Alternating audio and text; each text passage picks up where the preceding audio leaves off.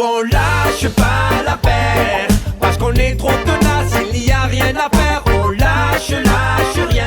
Bonjour à tous, aujourd'hui lundi 4 octobre et on va commencer par vous parler de météo. Alors évidemment on n'a pas la carte, je suis loin d'être la Miss Météo de Canal, mais c'est assez important pour nous, ça a créé beaucoup de problèmes pour pas mal de salariés. Aujourd'hui, que ce soit être obligé de récupérer les enfants à l'école parce que les écoles étaient fermées, la fermeture là qui a été annoncée pour l'ensemble de nos sites à midi. Et donc, on a demandé à tout le monde de rentrer à la maison. Information qui est arrivée quand même assez tardivement de la part de notre direction, puisqu'il a fallu attendre aux alentours de 10h30, 10h40 pour avoir des instructions, alors que pour d'autres organismes comme la CARSAT, c'était, je crois, 8h30, où tout le monde savait ce qu'il en était et ce qu'il devait faire. Nous avons interpellé la direction donc sur cette absence prévue à minima cet après-midi, en demandant à ce que l'ensemble des absences en lien avec les intempéries d'aujourd'hui, et je dis bien toutes les absences, ça comprend aussi les gens qui n'ont pas pu se rendre sur leur lieu de travail ce matin, soient prises en charge au titre d'un code spécifique et donc que ça n'impacte pas vos jours de congé ou RTT, etc.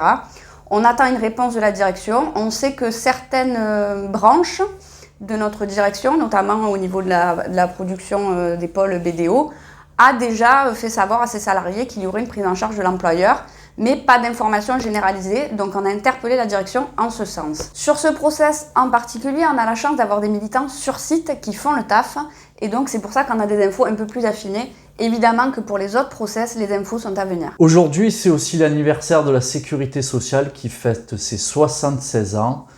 Plus que jamais, on se doit de la défendre, et donc sans transition, petit rappel pour la grève de demain. Notre directeur dit souvent que 20% de grévistes, c'est 80% de satisfaits. Bon, à la CEPAM 13, c'est pas vraiment le cas, puisque promo en baisse, effectifs, charge de travail, organisation du travail, salaire, réorganisation, mutation forcée. Il est temps de montrer qu'on mérite un peu de respect et renouer avec des taux de grévistes importants. Rappelez-vous qu'avant Covid, on a atteint des scores jusqu'à 88% de grévistes.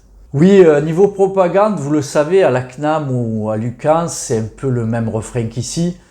En gros, les directeurs nous disent qu'avec les faibles pourcentages de grévistes pendant la pandémie, clairement, ils n'iront pas négocier, ils n'iront pas demander pour nous au ministère ni augmentation de salaire, ni effectifs supplémentaires. Oui, et puis ils dorment pas eux. En plus, s'ils faisaient ça, sans doute ça ferait baisser leur prime de résultat. Que vous soyez en télétravail ou sur site, demain, vous le savez, grande action de grève, on vous appelle à la manifestation. Vous pouvez, comme à l'accoutumée, quelle que soit votre situation, prendre 55 minutes, demi-journée ou journée de grève. Il suffit pour cela de vous identifier auprès de votre responsable comme gréviste et ceci est possible même le jour même de la grève. Le rendez-vous, évidemment, il ne faut pas que je l'oublie, c'est 10h30 à la Porte d'Aix, Marseille. Vous le savez, qu'il pleuve, qu'il neige, qu'il vente, on lâche rien. Nous on lâche pas l'affaire, parce qu'on est trop tenace, il n'y a rien à faire.